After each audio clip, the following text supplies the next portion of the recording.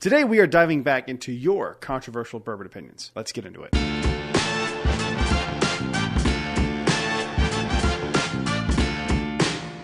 Hello everyone, welcome back to Brad's Bourbon Reviews. I'm Brad, and today we are going back into your controversial bourbon opinions. You guys seem to like the video series. I like making them. So before we dive into it, I want to give you guys two reminders. First off, if I make fun of you, I'm just joking. I do not mean anything personal by it. It's just a joke. I'm just trying to be silly. Two, if you disagree with these comments, comment down below with your own controversial bourbon opinion, and you never know, you might make it to the next video. Let's go ahead and get into the first one. First one comes from Tom. He says, Old Forester 1924 should be a $50 to $60 bottle, not $130 MSRP. I agree with you, but for me, the 1924 is good enough where at $130 for the bottle, I don't get like too upset about it. I mean, I think it's really, really good. It won my blind of the entire Whiskey Row series. While I wish it was $50, $60 to fall in line with the Whiskey Row series, and I think that was kind of like the expectation of people when that dropped. From what I've heard, they intend to make this just part of the Whiskey Row series, and I don't know if that's going to do well at that price point. I think you're going to see 1924 sitting on the shelf for a while once the hype kind of dies down. Should be is where I disagree with you. I think it would be great if it was, but I think for the price, it's still a good bottle. Moving on to the next one. User 6580348899557, great name, says that Elijah Craig Barrel Proof really isn't great. Another one would be Old Forester Barrel Proof isn't that great. I've been on record saying that the Elijah Craig C923 is one of the most overrated bourbons I've ever had in my life. It was harsh.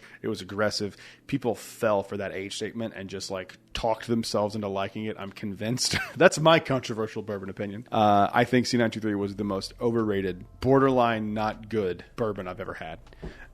For the hype, I should say. Not ever had, because I've had some really terrible shit. But I'm talking for the hype level that was surrounding that, I just do not get it. Old Forester barrel proofs are hit or miss. I would urge you to maybe try a few other ones. See if a different barrel's better than one you have, because I have one that I think is a really, really good bottle, and then one that I would say is almost as good as anything you've ever had. It's a Corona cigar pick, and it is phenomenal. So they vary, but if you've tried multiple and you still feel that way, then you're right, because you're you and it's your opinion. But I think they just vary quite a bit. So try another one if you haven't, and maybe don't buy a bottle, just try it. Maybe a friend has one you can try, see if it's different for you. But that would be my advice. Moving on to the next one. CW Wright 161 says, anything and everything from Buffalo Trace is overrated. Really? George C. Stagg's overrated? William Louis Weller's overrated? Pappy 15's overrated? Well, that actually might be fair. The Pappy 15 might be overrated. Stagg's overrated? Stagg's not overrated. Blanton's Gold is not overrated. I would actually argue Blanton's Gold is underrated, because everyone's all about Blanton's, like the original Blanton's and straight from the barrel. No one talks about gold except me. I'm the one fighting the good fight. Moving on to the next one. This comes from Steve Trapaco. Sorry.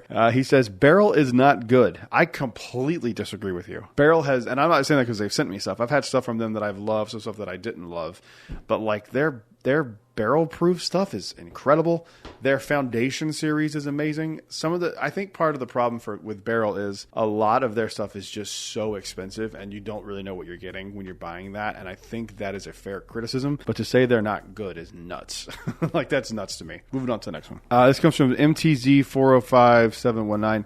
Says Buffalo Trace isn't the godly bourbon people make it out to be. See, if someone says Buffalo Trace bourbon, I just feel like people need to understand that Buffalo Trace isn't, when people say, like, especially people into bourbon, when you say Buffalo Trace, are you talking about the bottle of Buffalo Trace, or are you talking about the distillery as a whole? That distillery puts out some of the best bourbon on the planet for the MSRP. It is not on them if once you see it at a liquor store, a bottle of Old Rip 10 is $1,500. That's not Buffalo Trace's fault. That is the store you're at's fault. And blame them, not Buffalo Trace. If you don't understand the 3-tier system, I would urge you to do some research into it. But if you're talking about the Buffalo Trace bourbon, the bottle, I don't know anyone who says it's godly. But if you're talking about the distillery, like, I just think you're objectively wrong. I think any distillery that can year after year put out George C. Stagg, William Louis Weller, Pappy 10, Pappy 15. Of course, they don't have things that are great. Weller Full Proof, Weller 107, Blanton's Gold, Blanton straight from the barrel. Hell, even like Elmer T. Lee for $40 is a good bottle. Like Rock Hill Farms. Like there's so many things they make that are outstanding. It's not godly bourbon, which you'd have to define that. But I think that's just all these takes. I don't get it. Of course, if you don't like it, you don't like it. I'm not going to make you like it. But to say those things aren't objectively good is just kind of crazy. Moving on to the next one. Daniel says, a man after my own heart. Too many people sleep on Jack Daniels. It's not old number 7, y'all. You're goddamn right. I have never agreed with a controversial bourbon opinion more than I agree with you, Daniel. Let's go. Jack Daniel's is the GOAT distillery right now. No one can change my mind. They're on top. Moving on to the next one. But before we get any further into the video, we need to thank today's sponsor, Smoke and Serve. Smoke and Serve reached out to me a few weeks ago and sent me this, and it arrived just a few days ago, and I have just been in love with this thing since I got it. Look, there's cocktail smokers, and then there's Smoke and Serve. The set that you get with this is absolutely incredible. You get a Smoke and Serve tray, 4 hand-blown cocktail glasses, a rechargeable smoking gun, sample bag of apple wood chips, and 4 cork stoppers. This thing is so much fun to break out at parties and make cocktails with. I love making old fashions, and this just elevates them to a different level. The design on this is incredible. Being able to smoke and carry the drinks that you've made on one serving tray is just genius. I love this thing so much. If you are interested in one of these yourself, which you should be, there will be a link in the description, or you can scan the QR code on screen. And thank you again to Smoke and Serve for sponsoring this video. 2 Jack Daniels in a row. This is Rebecca Vondi, says Jack Daniels is bourbon. Correct. Jack Daniels does all the legal qualifications for bourbon. It meets all those requirements, and then it is charcoal mellowed. That process does not make it not bourbon. So yes, Jack Daniels is bourbon. Controversial?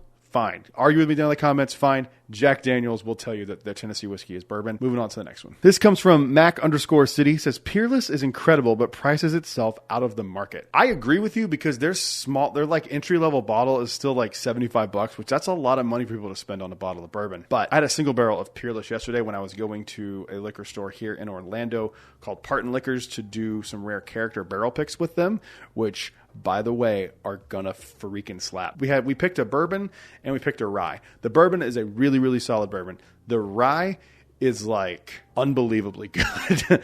I'll announce it when it comes out. And if you want to be a part of these barrel picks that I am involved in, there is a group right here called Orlando Bourbon Gang. You can go and sign up on the Facebook group, and you can be a part of all the barrel picks that we're doing over there. We have a lot coming down the pipeline. It's going to be a good 2025, especially if you like single barrel picks. It's a group of us, and we're doing a bunch of stuff with a bunch of local liquor stores. So you don't even have to be local to Orlando. Luckily, we have a way that we can ship nationally. If you were interested in that, please go join that. But going back to the Peerless conversation, that bottle I would put up against anything, but the problem is it's like gonna be like a $90 bottle, which is very expensive for a lot of people. Thing is, it sucks. They do make really good stuff. Everyone knows Peerless Double Oaked. It's like one of the quintessential double oaks that you can have in that category.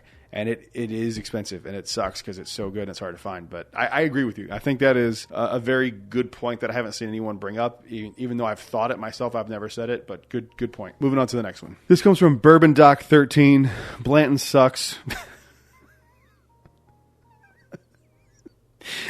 Bardstown High Wheat and Origin Bottle to Bond is grainy crap. Don't know what you're talking about. Those 2 bottles are fantastic. What do you like, Bourbon Doc 13? I'd like to know. I have a theory on what you like, and I will admit if I'm wrong. But if you comment on this again and you say the bottle that I think you're going to say, I'm going to mock you.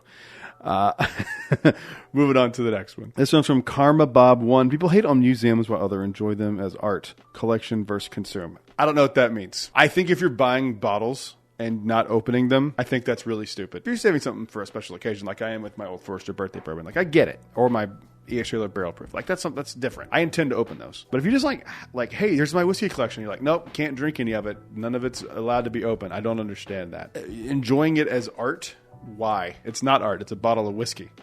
You know? The labels are pretty, and I actually have a video coming up soon that's about the most beautiful bourbon bottles, but at the end of the day, it's something that you're supposed to drink and enjoy. I don't get it. I don't have to get it. That's not my decision to tell you how you spend your money. But I just think it's weird. Like I could see the most beautiful vodka bottle ever made, or tequila, or rum, or whatever. I'm not buying it. I don't drink it. So I just personally don't get it. Oh my God. Now this is the kind of controversial bourbon opinion I'm here for. Kane Williams says Knob Creek is garbage. Sir, you're going to get eviscerated in these comments, and I need the Knob Creek gang to show up and teach this man a lesson. That is a very silly take, sir. Knob Creek is fantastic. All right, last one here comes from Brian Badiaga-Q1S. Great name. Blanton tastes like cough syrup, and I don't like it. I have heard people talk negatively about Blantons. You've heard it in this video. I've never heard anyone say it tasted like cough syrup, though. Are we talking like cherry cough syrup? Because I don't even get cherry on Blantons. I get more of like an orange note. I don't know. That's a weird one. Everyone's palate's different. But I've never heard that criticism before. moving on to the next one. That'll do it for this video. I am actually out of controversial bourbon opinions, and I'm going to post a few videos again. I've done all of them. It took 6 parts to get through all of them, but we did it. So if you have any controversial bourbon opinions, comment down below and let me know what you have to say. And if I have enough for a 7th part, I will do it gladly. Also, before we leave, I just want to thank everyone for letting me hit 3,500 subscribers. We hit it yesterday, and it means the world. I'll see you guys on the next one. Until then, cheers. A big thank you to all the Patreon supporters you see on screen right now.